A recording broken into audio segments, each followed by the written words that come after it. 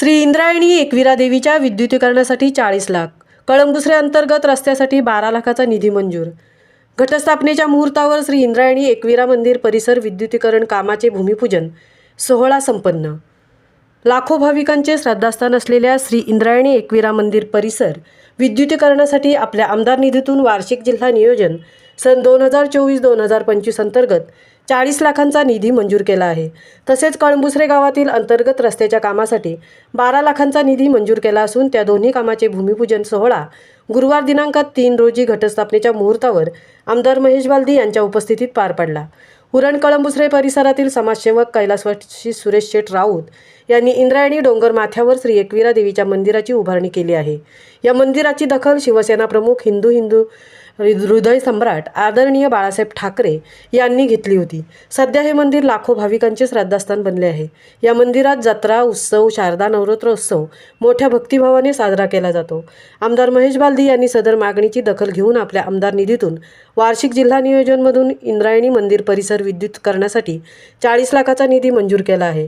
त्या कामाचे भूमिपूजन सोहळा घटस्थापनेच्या मुहूर्तावर आमदार महेश बालदी यांच्या हस्ते पार पडला। समाजसेवक सुरेश शेठ राऊत यांचे स्वप्न आज विद्युत रोषणाईच्या कामातून पूर्णत्वास जात असून भाविकांच्या सुखकर प्रवासासाठी लवकरच मंदिर परिसरात रस्त्याबरोबर पाणी पुरवठा करण्याचे काम शासन स्तरावरून हाती घेतले जाणार आहे, अशी ग्वाही आमदार महेश बालदी यांनी या प्रसंगी बोलताना दिली। तसेच उद्योजक पी खारपाटील हे मंदिर परिसरात 500 झाडे लावून त्याचे संगोपन करणार असल्याने त्यांचे आभार मानले। यावेळी उद्योजक पी खारपाटील, भाजपाचे तालुका अध्यक्ष रविशेठ भोईर, महावितरणाचे अभियंता जयदीप नानोटी, महावितरणाचे अभियंता सतीश सर्वोदे, महिला तालुका अध्यक्ष ॲडव्होकेट राणी म्हात्रे, कळंबुसरे सरपंच उर्मिला प्रशांत नाईक, उपाध्यक्षा संगीता रवींद्र गायकवाड, पूर्व विभाग अध्यक्ष शशी पाटील, ज्येष्ठ नेते सुरदास राऊत, रत्नाकर राऊत, इंद्रायणी एकविरा माता ट्रस्ट कळंबुसरेचे तथा माजी सरपंच सुशील राऊत, उद्योजक सुरेंद्र राऊत, उपअभियंता वर्षा मगर, माजी जिल्हा परिषद सदस्य विजय भोईर सह पदाधिकारी, कार्यकर्ते, भक्तगण उपस्थित होते।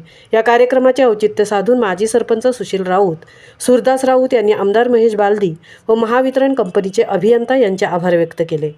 महामुंबईसह अनंत नारंगीकर, चिरनेर। बंधूंनो, भगिनींनो, एक स्वप्न असतं। गेल्या वर्षी मला इंद्रायणीला राजा राऊतांनी आमंत्रण दिलं। सुशीलची इच्छा होती आम्ही तिकडे यावं। मी दर्शनाला गेलो, तसं अनेक वेळा आलेलो आहे सुरेश राऊत असताना, पण त्यांनी सांगितलं इथे लाईट यायला पाहिजे। मी म्हटलं हे आव्हान तर आहे, पण देवीची इच्छा असेल तर नक्की आपण त्याच्या मागे फॉलोअप करू। मला आज सांगताना आनंद होतोय, अभिमान वाटतोय की मी फक्त फोन केले असतील, पण याचा पूर्ण फॉलोअप सुरेश राऊत आणि राजा राऊत यांनी केला, सुशीलनी केला आणि त्याचा आज फलश्रुती येते।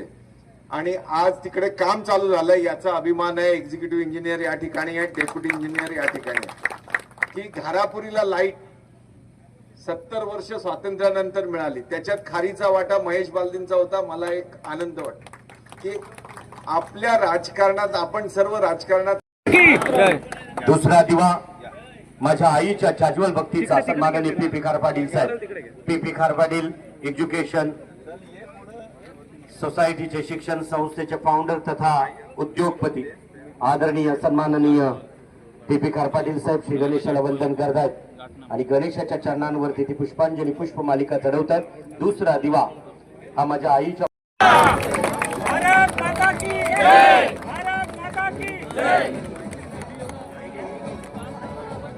आईच्या चरणांवरती सेवा समर्पित केली जाते। आईसाठी आवाज द्या, आई माऊलीचा, इंद्रायणी माते।